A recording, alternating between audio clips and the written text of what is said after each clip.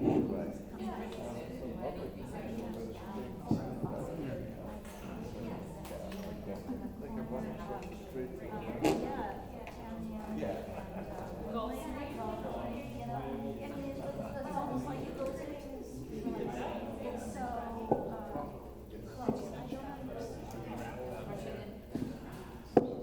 good evening. Good evening.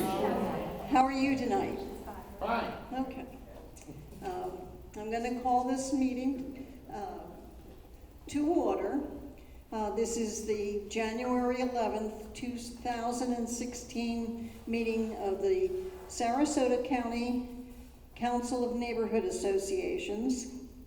And I say that, I know that you all know where you are, but we film these.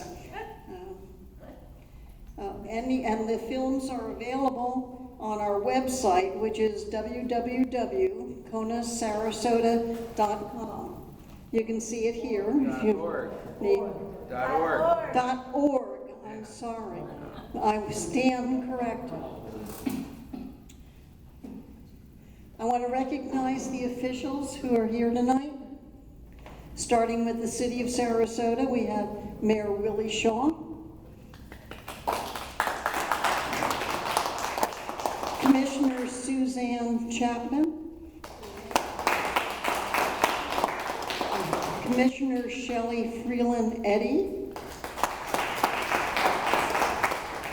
and with the MPO, we have Dave Hutcherson, who's the Executive Director,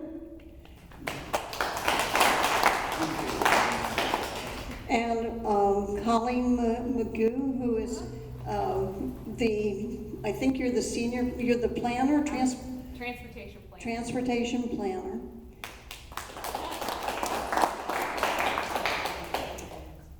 Of the MPO CAC, you've got Eileen Normile.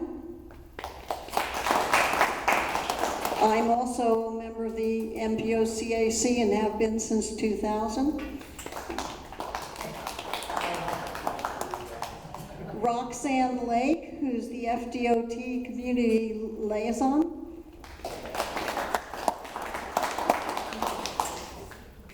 Okay. Keith Robbins. Is Keith here?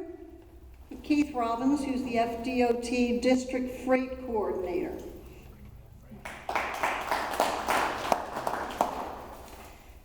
I have a few announcements before we get on to the rest of the meeting. On Saturday, February 6th, CCNA, a sister organization of the City of Sarasota that runs an organization of a coalition of neighborhood associations in the city. We'll meet at Waldameer Fire Station at 9 a.m. and they're going to discuss, have a conversation about the collaboration of a city planner with the Chamber of Commerce.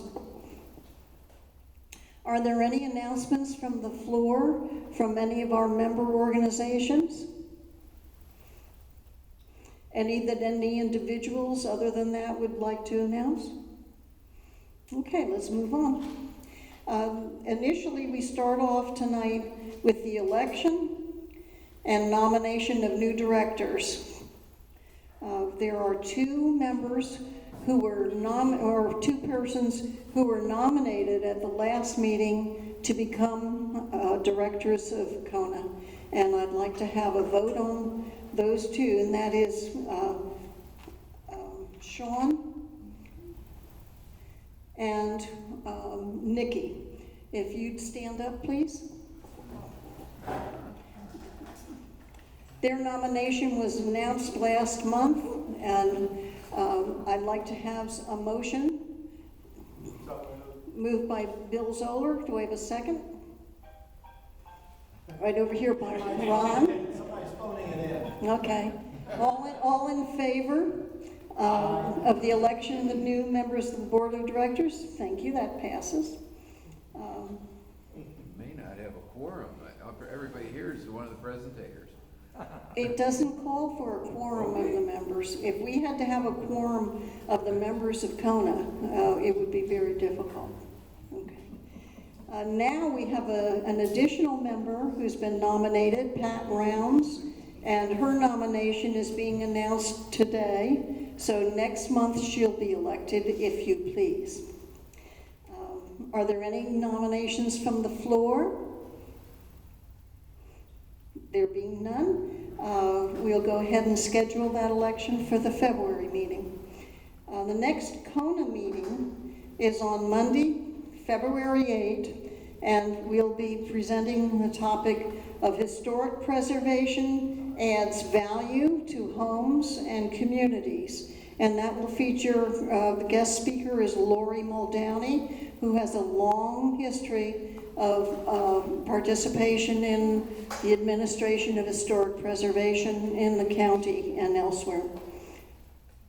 And I'd like to introduce Jim Bennett now, who is the immediate past chair of the Sarasota Manatee Metropolitan Planning Organization, and he's going to hold this meeting on understanding the MPO.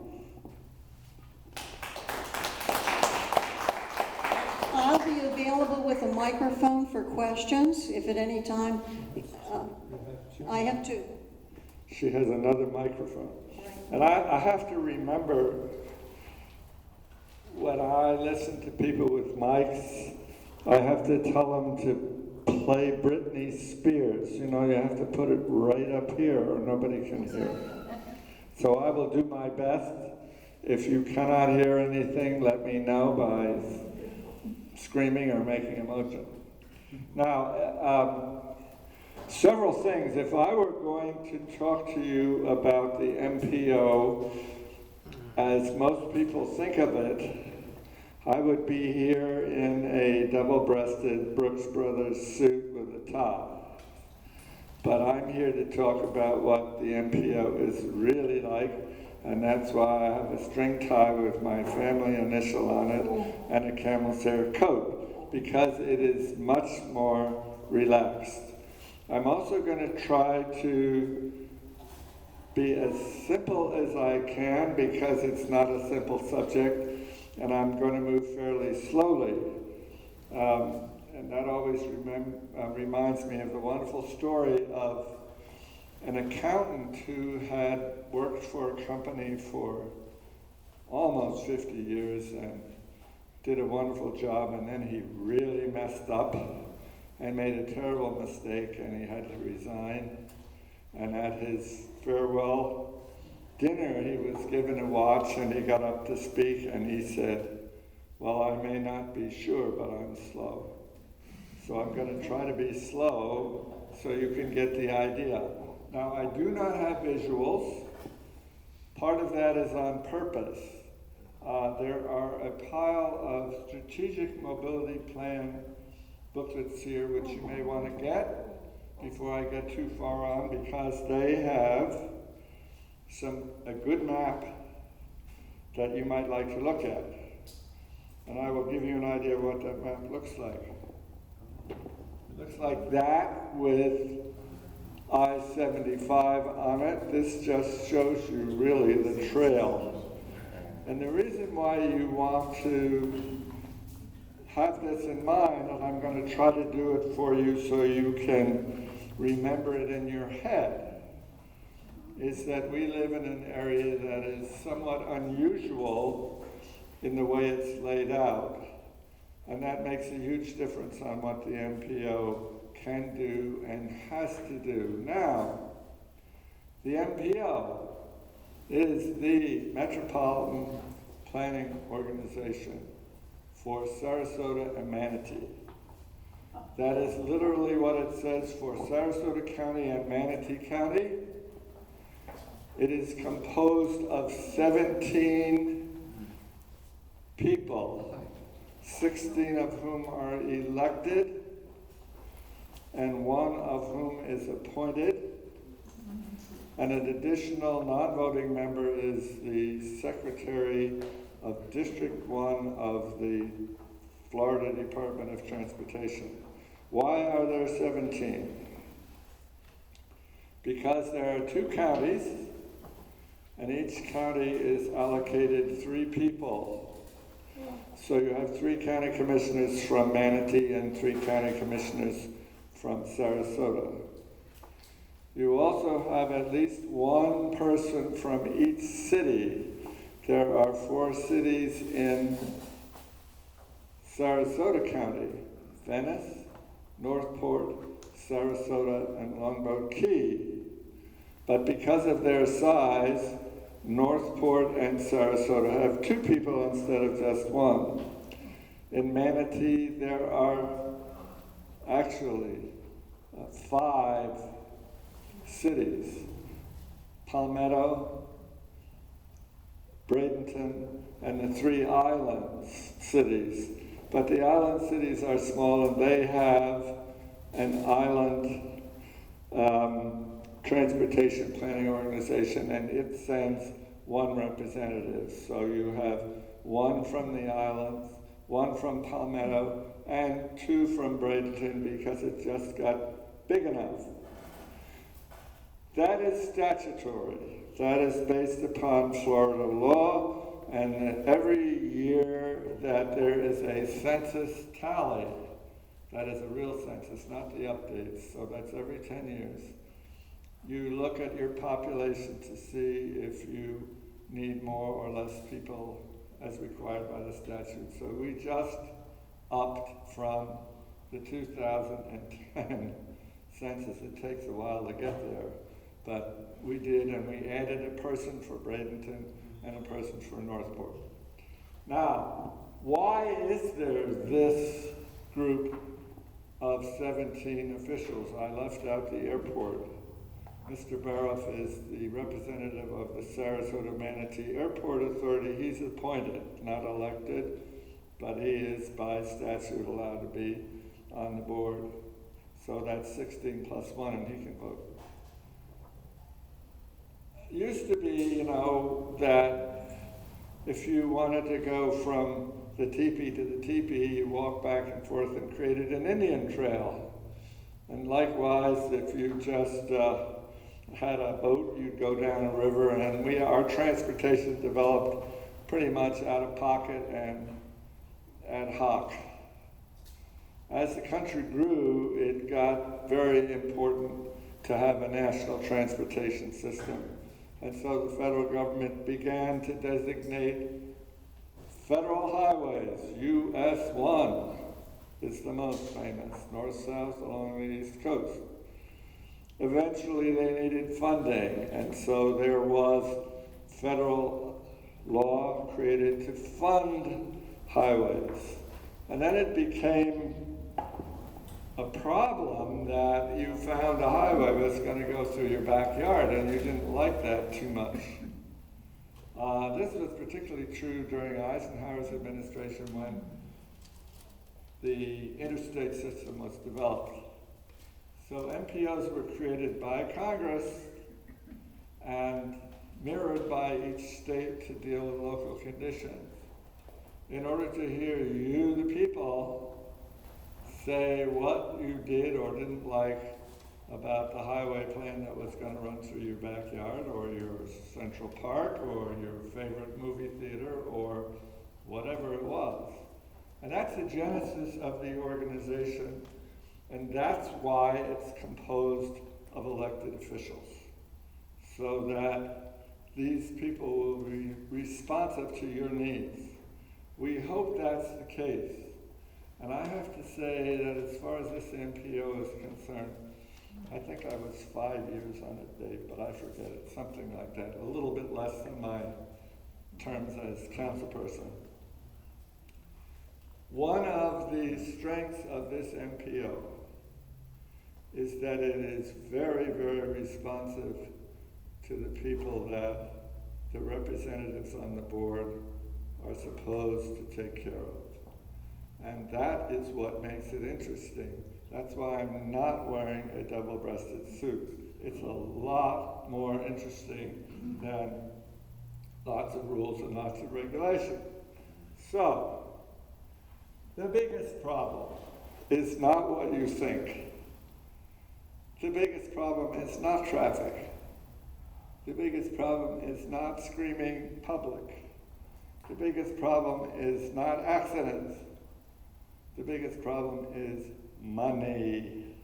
There is not enough. And if that is not news, which it isn't really, there are reasons in transportation that are worse than others, in that there has been no increase in the federal gas tax or the state gas tax for I don't know how long. I haven't bothered to research the amount of time. It hasn't changed. The country has grown. There are more cars, there are more people, there are more interests, there are more places to go. There is no more money to do anything about getting there. And you may have read that the Congress finally passed a long-term transportation bill. Indeed, they did, for the same amount of money as in the last one, without a tax increase and with a different set of initials for the programs, but otherwise there was no change in the programs. So we are still at square one. What is cool about the MPO is what it does is takes the little bit of money that we have and makes it work for you as best as possible. It does not satisfy everyone, but it satisfies most. And if it starts dissatisfying most, it will change. That is why it's interesting, and that is why it is good. Now, what I'm going to do is get into some illustrations of how things work and why they work that way after I do a little more on the structure, because the structure is important. There's more to us than just Sarasota and Manatee, because we do not have cul-de-sacs at our county borders.